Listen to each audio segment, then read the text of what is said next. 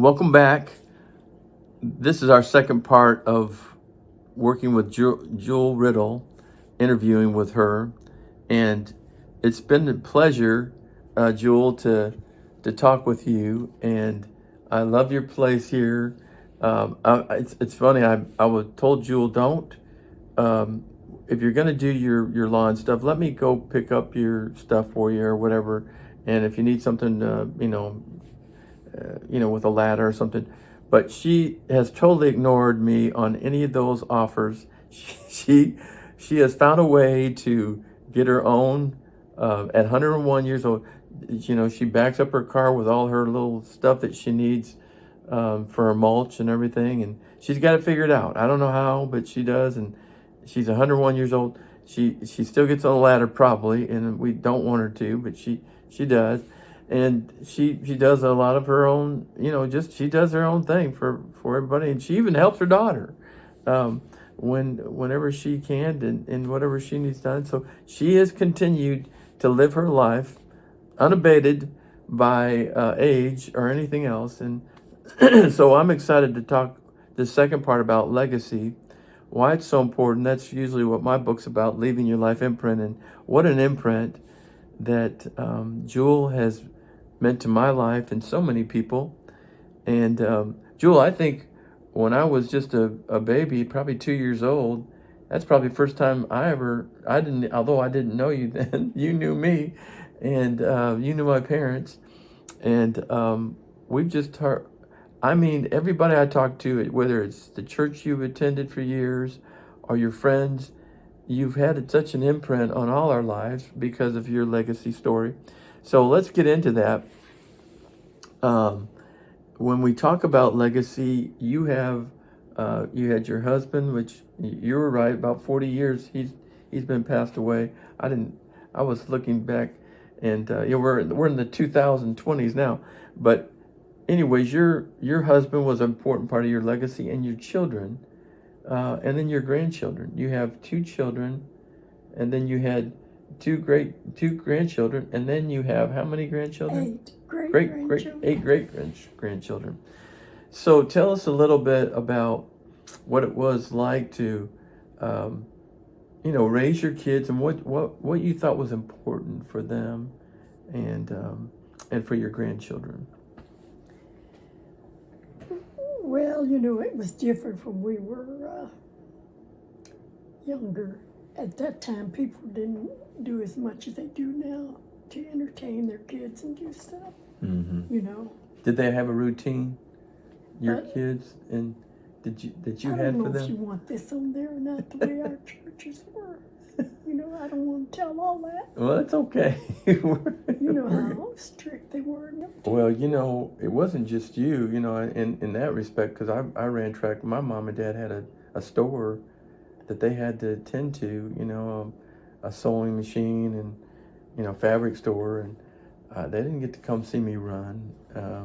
But when you were in that school, activities. So that happens, and but different than they do now. But I think just like your son and daughter love you, I felt the same way to my parents. They raised me with good discipline and with a faith. I learned how to sing. I learned how to be in the choir. But you did the right things raising your kids in church. Yeah. And so tell us about those 2 children of yours. What has it meant to you growing up with both of them? As their mother. Well, when I read some of these books now about the parents and what they do, I think, was I a good mother? And I mention that to, oh, Mom, you couldn't have been any better, Yeah. But it's so different now, the way people raise their children. Mm-hmm. They have all these books that they go by, and we didn't You didn't have any books. But anyway, we had a happy family. Yeah. Did you take trips? Yeah. As a family? Not like they do for weeks, but we would take like a week or a couple of weeks in the summer, Yeah. Take them. We'd go to Denver or different places, Okay. but not like big trips they take now with the kids. Yeah. But at that time, people didn't make money like they do now either. Yeah. Of course, the living's higher too, I know, but Mm-hmm. And your great grandchildren, your grandchildren, what's it like to have grandchildren and great grandchildren, and what kind of legacy do you hope to leave with them? I hope they remember that. And Denny was telling me the other Sunday that my grandchildren, know that they have me to pray for them all the time, Mm-hmm. So they know that. And then when I'm gone, they think, who's going to be doing it? Yeah. Well, and when we had that 100-year anniversary, I mean, we had you had all your family,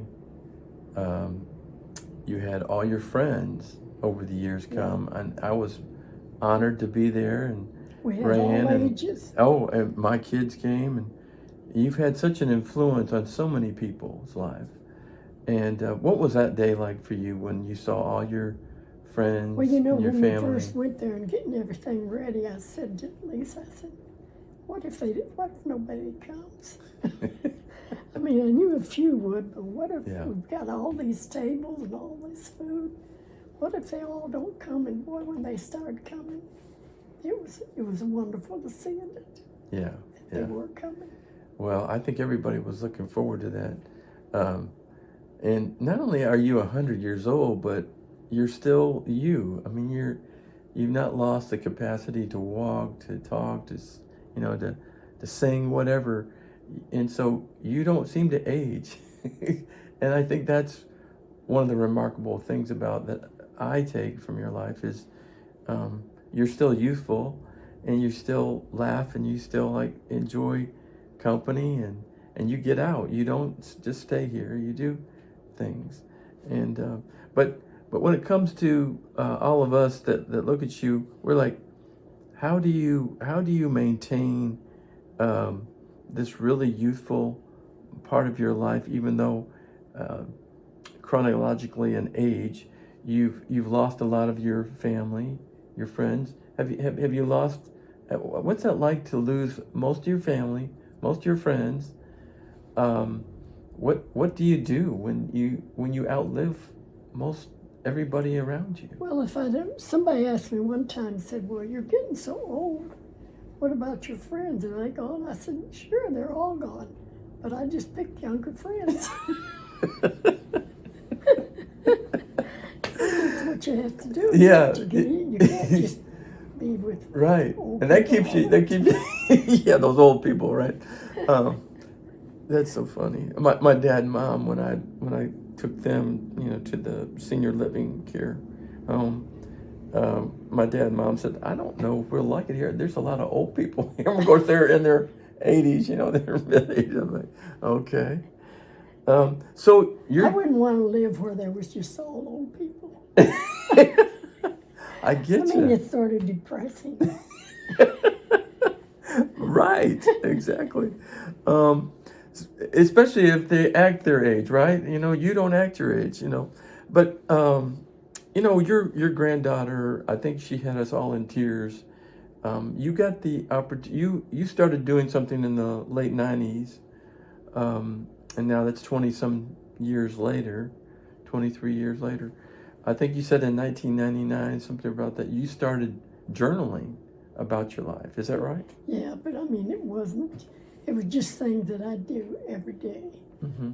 It doesn't mean anything. Well, it may not mean a lot week. to you, but for those that are listening, why was that important? You obviously thought that was important to journal. But I mean, last week, Vita wanted to know something when she had a procedure that she's going to have done.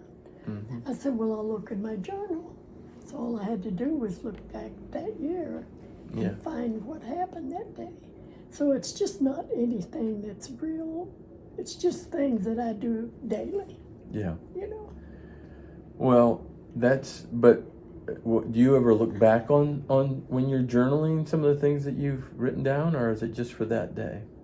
Do you ever go back and look at your journal? Oh, yeah. Okay. I go back every once in a while. And then when I look at it, when we first moved to Nashville from South Bend, we lived in an apartment. And I had a visitor's book that people would write in it, when they come to visit. Mm-hmm. So every once in a while, I'd go back and look at that. And most of them would stay the night or be for a meal or something. I told somebody, I said, I got so tired just looking at it, thinking all the work I did when they come through. Well, your granddaughter, She told about my journal. she did, and I wanted to kind of tell I you. would have liked that speech. Yeah, because she really did say, she wanted to know more about you, and not that she didn't know you, but the times when you were journaling, she wanted to know a little bit about your day. Why was that so important, do you think, to her? I don't know. I thought she would know, but then, of course, she didn't read every day. Yeah. But she would read some of the days, and then she'd ask me, about what I did or something. I think the emotional part for all of us was when she said at the end of each of your day, where you would journal, you would end up saying something. What was that one something that you would say? She was reading it one time in the car, and she said, "Mama, do you ever have a bad day?" And I said, "No." She said, "Well, I wondered," because she said every day on there you say, "A good day, another good day," or something. Yes, like that. right. At the And end I of your still writing, do. you put, "And today's been a good day," right? Is that right? Is that pretty well? And I think that has a lot to do with legacy, don't you? That you appreciate the day instead of, worrying about tomorrow. You started to appreciate the here and now, right? Instead of, and so many people don't do that. I mean, we're so me included, that it's hard to sometimes just enjoy the day because we have so many things on our plate. But as I get ready to think about refirement, not retirement, but yeah, as I quit this job that I've been doing and I was founder of for many years, it makes me think about my legacy story and start appreciating every day and every moment of every day. I think one thing that makes life happy is if you're happy and make other people happy. Mm-hmm. You also told me you don't like to hang out with people that are negative. No, I don't. People, and that you kind of limit your time. You really want to hang out with people that have a good attitude, that are thankful and appreciative of life. Is that correct? Yeah. I mean, if you don't make life happy, I've always told my kids, life is what you make it. You can make it bad or you can make it good. It's up to you. Right. And then when my husband died, you don't have to put this in there. If you don't want to, you can take it we're out. good. We're good. But anyway, he'd had a stroke, and I was staying with Carol. So when I went to bed that night, I woke up like 3 o'clock in the morning, and I just started praying that Lord, if you take him, help me to go through with it. And if you leave him here, help me to go through with that. Yeah. So the next morning I went to the hospital, and I'd called Brother Hardwick if he would come and shave him, and he said sure he would. So when we got to the hospital, he was in a coma. Mm-hmm. So then I think he lived 2 days after that. Oh. But then I felt right away that my prayer was being answered. Sure. And it was easy to give him up because, sometimes, Kenny, people pray for the Lord to have it heal them, and they live, but they're not always healed. Yeah. If you pray for the Lord to have his way. Yeah. It doesn't mean that we can't ask for healing. Yeah. It just means that's not always God's answer back to us, right? Sometimes we need to just say, Lord, you have your way. Yeah. About healing. There's peace about that, if you're a Christian, isn't it? Sure. That this is not our permanent world. Yeah. if you're a Christian, you know that, and you know that Jesus said, repent, be baptized, and you be saved, and then you have eternity. John 3:16. Kenny, nowadays, I don't know if these young people even think about it. Well, it's important. It's important to that we remind them on days like today, and people like yourself to what was the important thing about. I mean, someday it's going to end. Yeah, I But think they think, I've heard that all of my life. That's what they think. I think your attitude, what you've done, Jewel, is to help inspire other people, myself, and so many other hundreds of people. Because despite what our country's going through, despite what the family issues that you've been through, you've been steady and you've been faithful through all that. And it sure speaks volumes to me. And I'm just honored, and I feel so privileged. I'm sure a lot of people would like to have gotten this interview with you, but maybe I had an inside scoop because you've been close to the family. But I just feel very blessed to hear your story and to hear what God's done in your life and continues to do, and I just feel think like that's when fantastic. you get this age, Kenny, Yeah. just like you don't have to put this in either. We're not always happy with the church, but I feel like I've come too far now to turn back. Yeah, right. Well, church is an important part of our life, but more importantly, God. Yeah. God is important. He's the one that keeps And so us. I want to thank you on behalf of all those years that you spent at Christ Church, all those years that you spent working and being faithful. And it's the small things in life that I get from you as well, to have a routine of being thankful for the moment and actually living your life with a grateful attitude, like the Beatitudes. So we'll stop here, but I just want to thank you for your time. I thank you for the person you are, and how what a legacy that you not only have but continue to have every day in the lives of people who look at you both up close and those who from a distance hear about your life story. Well, thank you, Kenny, for doing it. Yeah. It's really an honor to have somebody interview you.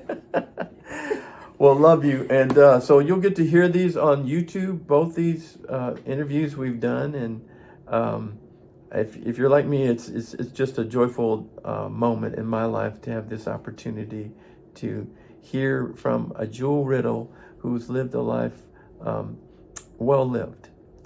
God bless you all. We'll look forward to talking with you again next week. Bye.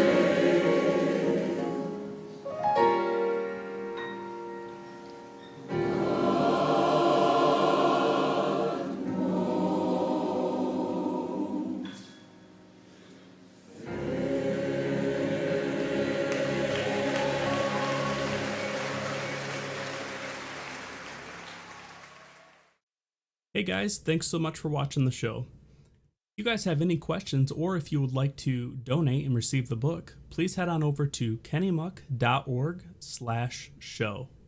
Here you can ask us any questions that you might have as well as make a donation. Thank you so much for watching.